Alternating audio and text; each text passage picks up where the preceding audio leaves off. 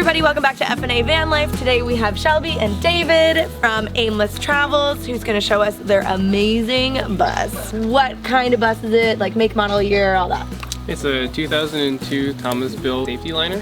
It's got a Cummins 5.9 engine and a Allison 2000 trans. Cool. Where'd you find it? Got it in North Carolina. Yep, Charlotte, North Carolina, so that's hence the name. Her name's Charlotte. Oh, I love it. Yeah. Cool, let's see the inside. Alright. In here we have a couch, eating area with a dinette. The couch pulls out to a full-size bed that goes across. Dinette over here, these chairs are a chair inside of a chair design.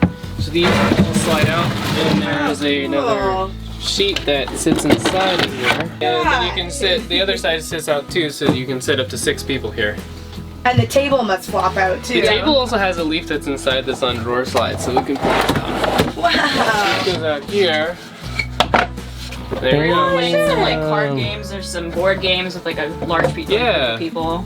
You guys could have like a whole freaking party in here. Yeah, do a little dinner party here. Yeah, we've had little dinners and stuff.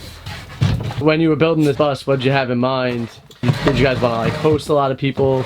Yeah, so we wanted to be able to have some space so that we could have some other friends over and feel like we could really maximize on the space. We didn't want it to be space that was just for 2 of us. We wanted to be able to like, hey, we meet some friends on the road, come on over. It's not a big deal. Like there's a place for them to sit or a place for them to eat or whatever. So underneath here is the storage. We also have like pantry and stuff underneath. All these flip up. All these are clothes and other storage like that. And then we also have storage underneath. We have toe kick storage. So all these have toe kicks. These all we can film. We have 4 of them on each side. Epoxy countertop that we did ourselves. A double sink. It's great for dishes and cleaning and stuff like that. We have overhead storage with little gas struts to keep them out of the way. We have an RV propane stove and hood. What's your backsplash there? Backsplash is a peel and stick stainless steel tile. It's like an 8 cubic foot fridge. It's actually a freezer that's been converted into a fridge. You can fit lots in here. You can see the sides of it is like super thick, which just keeps a lot of the cold in there. How come you decided to convert a freezer instead of just getting a fridge? So we did that because it saves on a lot of electricity. So a fridge this size would usually be about maybe 150 watts for every time it cycles. And when the cycles, it pulls between 60 and 80 watts. So it's like just sips on the power, which is really nice. Moving back, we have a TV on a swivel mount. Nice. So we can put the TV in there, or we can turn it around this way, watch TV in the bedroom. It goes way into the side for travel and stuff like that. So I gotta ask, you know, since the 2 of you, this bed obviously. Yeah, so this bed back here, guys. this pulls all the way back, all the way. This entire area turns into a bed. It's another full-size bed as well. Pulls up like this. This slides the entire way across, all the way over to here, and they're double-stacked 6-inch memory foam mattresses. So do you find any trouble like with the seam in between, like? Yeah and no. It depends. Usually I like to try to sleep at an angle. Yeah, so we have the bathroom in here. It's a wet-dry bathroom with a composting toilet. So it's full tile bathroom, and there's a slotted decking. It's like a click-in-place decking on the bottom, and the drain is right about over in there. Right in the back corner there? Yep, in the back corner. And that drains down. And so we have an internal 90-gallon freshwater tank that's right underneath the bed, and then we have an external 45-gallon tank down there, and that's basically a reserve tank. It's got its own loop of radiant heat down there to keep it above freezing during the winter time, so the gray and the freshwater tanks can be heated down there independently. That's super dope. So you have a total of 130 gallons? 135 gallons of fresh water on board. Yep. Oof.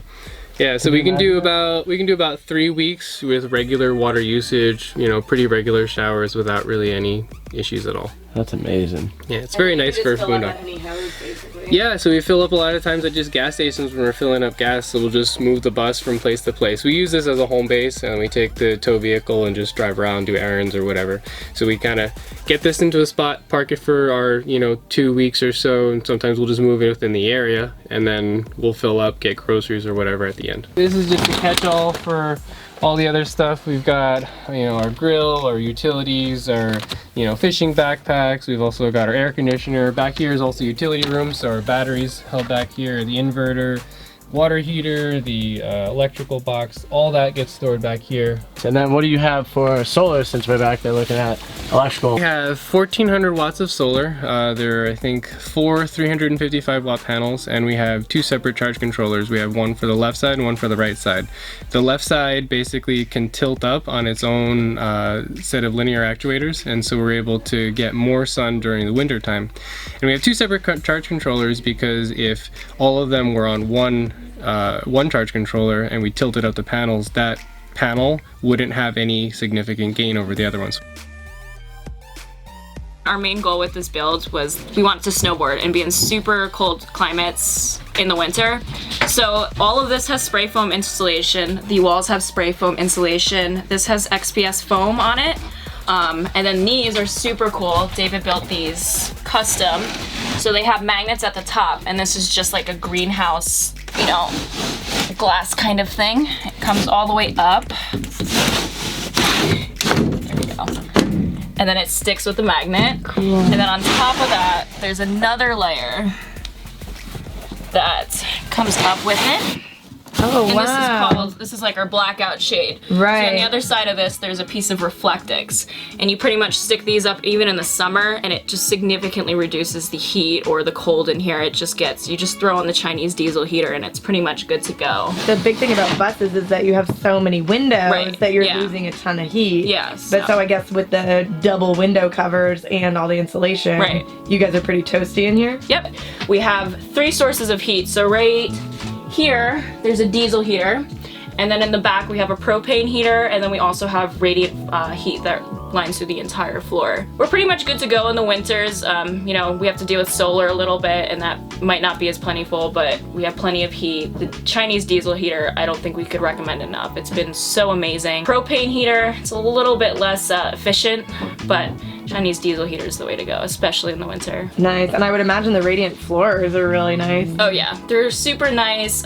Even we have another line. There's like a little, The towel rack. yes, we have a heated towel rack. Honestly, probably don't use it that much, but it's a cool thing to have in the bus. This closet, this is pretty much my closet. And then we kind of split up the drawers a little bit. We both have one there. So that's kind of nice for some extra storage. And then this is a medicine cabinet that we built into the wall. We haven't had any issues once it opened up, and then we just added the Velcro, and that's pretty much prevented it from opening up again. And it's nice to keep some extra, like, you know, toothbrushes and our toothpaste and some extra toiletries and stuff. It's been Super handy nice close there. to the bathroom. Right, yeah. We have a curtain here too that goes across, so in case we need some privacy. This is usually more of David's back space, and then the front area, like the couch, is more of my space. So we get to at least just give ourselves some space and not be up each other's butts all the time, because in a tight space it gets a little challenging, especially in a relationship. So Right. it's kind of nice to have those separate spaces and a little bit of privacy, and kind of helps you tolerate it a little bit more. And you're both working from the road, Yeah, right? right. I write resumes. I've been doing that for 2 years, and I have a really flexible schedule with that, and David's been building out rigs and stuff, so that's been really cool.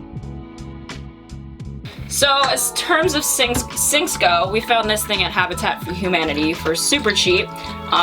You can probably think it's excessive. It might be a little excessive. Did we need double sinks? Probably not, but it has been super convenient for doing dishes and trying to save water. We got this cheap thing, it's probably at like Marshall's or something, and I mean this acts as our drying rack. So we'll use usually one sink that we put our dirty dishes in, and the other one just kind of acts as a drying rack. If we could do it again, I don't think we'd probably get a faucet that big either. Do you find that it like uses a lot of water? Yes, if it's on all the way. So usually what we do to try to save ourselves some water, we just kind of adjust this a little bit, so then you kind of don't have as much of like a flow or anything. Right. And you can kind of save some water. David built this pull-out trash can, Oh, and we cool. separated it, so like this is our wet foods and stuff, and this is dry stuff. So if something stinks really bad, you know, you it's can just probably go, the wet one, yeah, and then you just take that out. Take that to like a, you know, say like any garbage can, and that'll fit right in. You know, the Perfect. bigger trash bags, you kind of have to be a little bit more creative about where you're gonna throw your trash. Yeah. So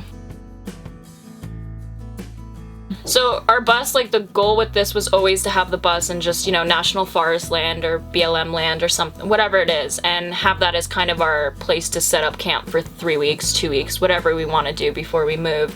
And then we can take the car in, he can go run work, he can go do work, and I'll just sit in the bus, you know, and work here. Or we'll just go in and get groceries, we can go out to eat, we can kind of get away from the bus without having to take the entire bus, because I mean, this thing's big and it's not gonna fit in every parking spot, and B, like, diesel's expensive. I think we're getting like maybe 7 miles per gallon. I mean, it's a rough estimate. Like, if we're traveling a lot, I mean, you can expect to spend at least $500 or so on diesel a month. Yeah. And that's probably towards the lower end if you're traveling like a lot. So the car definitely comes in handy. Yeah, the car's been great. I mean, we needed it, especially with the bus and just not having to move it all the time. Makes our lives a little bit less stressful. Cool. We built this. I really wanted like a little place to just put some books and the dog's stuff, a little shoe bin. So that's nice. This is just like a little extra. We've noticed like in a lot of schoolies or vans, sometimes people don't use the front spaces of their bus. So just trying to add as much storage as we possibly could in here. That was our goal. And sometimes I actually think we have too much storage because we don't have that much stuff. Recently just got these blinds, which have been great in the summer when you don't need the Reflectix up, and they're cute. I mean, they work, and they're probably like $100. They cut them for you at Home Depot, so it wasn't awful. There's so many windows if you want to be in here and like get changed or be naked or you know, like, then you have the privacy. Need the privacy. Yeah. So we have the option to cover all our windows up. I mean, we've stayed at Walmart's and you can't even see into the bus, which is great because you really do want the privacy. You don't want everyone staring inside your bus. Yeah, so. Definitely not. So we have our blog. It's called www.aimlesstravels.com. So my goal with that's kind of been to just share the nomadic lifestyle and provide some inspiration, some resources on how we did specific things on our build. And we've been trying to do a lot more interviews where we talk to other people and see how they live on the road. So my goal with that is just to show everyone that it doesn't matter who you are, it doesn't matter how much money you have, it doesn't matter your timeline. Anyone can make this work. You just really have to want it and be up for the challenge, because it is a challenge. The lifestyle is a challenge. Building it was a challenge. But, you know, we've been on the road for 10 months now, and it's so worth it, and it's finally just, we're adapting to it. I mean, this is just like our way of life. Like, we love the constant adventure and just being able to explore the country, so. All right, thank you guys so much for watching, and thank you guys for sharing your beautiful build with us. If everybody wants to follow you, where can they find you? So it's at Aimless Travels on Instagram, or you can catch us on our website at www.aimlesstravels.com. Sweet. Thank you guys so much for watching. We'll see you in the next one. Bye. Bye.